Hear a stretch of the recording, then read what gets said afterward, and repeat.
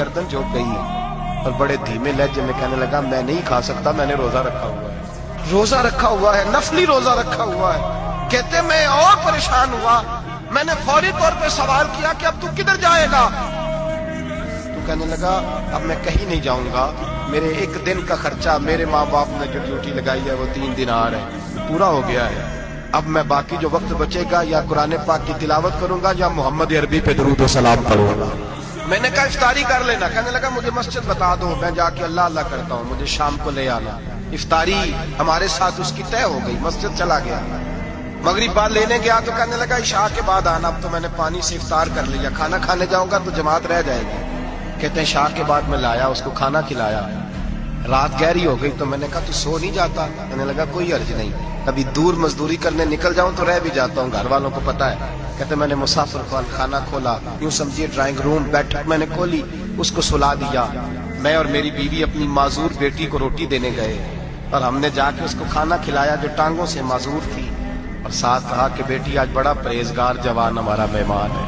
आज चढ़ती जवानी और तकवे की रोशनी उसके चेहरे से चमकती, क्या बात है, बड़े ही अच्छे घराने का तरबियत याफ्ता है। कहते हैं बच्ची को खाना खिला के लौटे, अपने कमरे में सो गए, बेटी अपने कमरे में लेट गई। तरस गए थे कि बेटी कदमों पे चले। तहज्जुद का वक्त हुआ तो दरवाजे पर दस्तक हुई, बड़ी बेचैनी के साथ उठे मियां बीवी, कौन है? बेटी की आवाज आई, अब्बा जी दरवाजा जल्दी खोलें। कहते हैं कलेजे फटने लगे, जहन बिखरने लगे, सोचे हैं कि वो 2-1 मिनट हमारे ऊपर पहाड़ बनने लगे। दरवाजा खोला तो वो बेटी जिसके लिए तरस गए थे, कभी चलेगी वो अपनी टांगों पे खड़ी है, कभी दौड़ के उधर जाती, कभी दौड़ के इधर आती।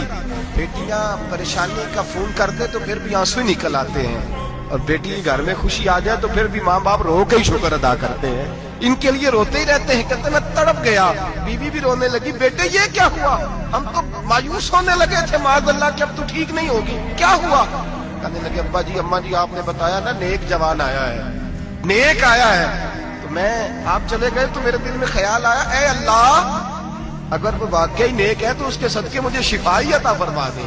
या अय्युहल्लज़ीना आमनू इत्तक़ुल्लाह वब्तगू इलैहिल वसीला, ऐ अल्लाह सेहत ही दे दे। कहते अभी मेरी दुआ भी पूरी नहीं हुई कि मेरा वजूद हरकत करने लगा, और ये देखो मैं उठ के खड़ा हो गई हूँ।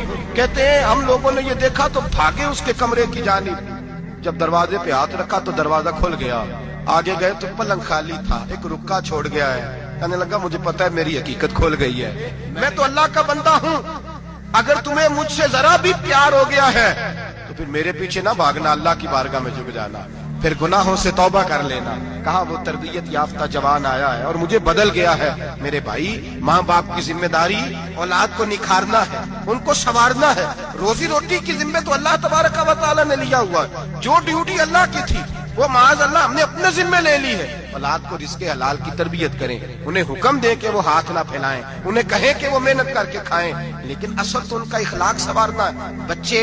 बच्चे हमारे उनकी पोजीशन इतनी खराब हो जाती है, हम लाड प्यार में इतना जिद्दी कर लेते हैं। जब जिस बच्चे का माँ बाप के साथ गुजारा नहीं, बतलाइए वो बीवी के साथ गुजारा करेगा? जिसका माँ बाप के साथ वक्त नहीं गुजरता वो बहन भाइयों के साथ गुजारेगा? जिसका माँ बाप के साथ वक्त नहीं गुजरता वो कुलीग्स के साथ वक्त गुजारेगा?